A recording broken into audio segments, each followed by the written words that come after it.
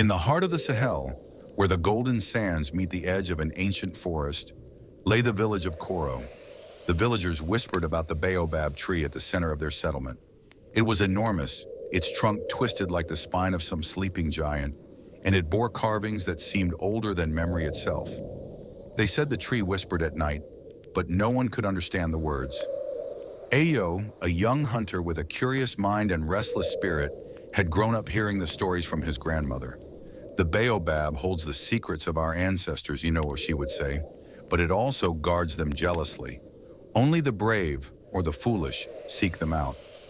One evening, after a week of unusual storms in a river that ran red with clay, Ayo noticed something strange. The carvings on the Baobab seemed to glow faintly under the moonlight. Intrigued and unsettled, he approached. The air grew heavy, and the whispers became clearer. Not words, but syllables forming a rhythm, like a heartbeat. That night, Ayo dreamt vividly.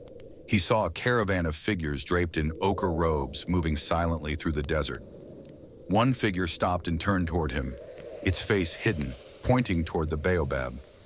Then he awoke to find a small, polished stone beside his mat, something he had never seen before.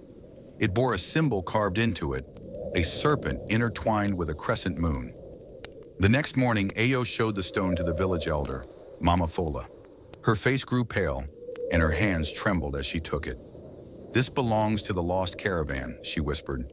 "Long ago, they vanished into the desert, carrying a treasure said to hold the wisdom of the Sahara itself.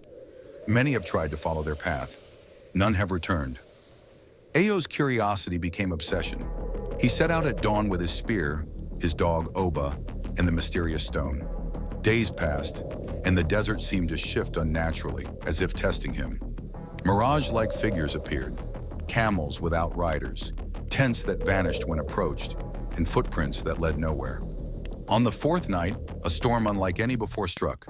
Sand whipped in violent swirls, and Ayo stumbled into a hidden canyon. There, partially buried in sand, lay an entrance carved into the rock, a hidden chamber.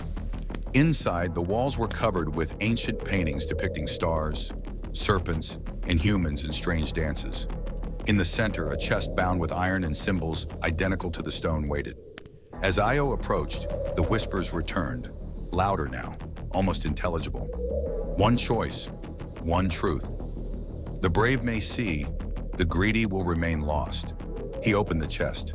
Inside were scrolls of faded parchment, vials of a glowing liquid, and a mask carved from ivory. The moment he touched the mask, visions flooded him. The Lost Caravan's journey, the betrayal of one among them, and a hidden curse that had caused their disappearance. Suddenly, the chamber began to collapse. Ayo grabbed the mask and scrolls, racing through the canyon as the storm raged above. When he emerged, the desert had calmed, but something had changed. The Baobab tree at Koro seemed alive, its whispers now forming words he could understand. "You have awakened the past. Guard it well, for those who seek it may not wish you well." Ayo returned to the village, but he was no longer the same. He carried knowledge of the Lost Caravan in the desert's hidden truths.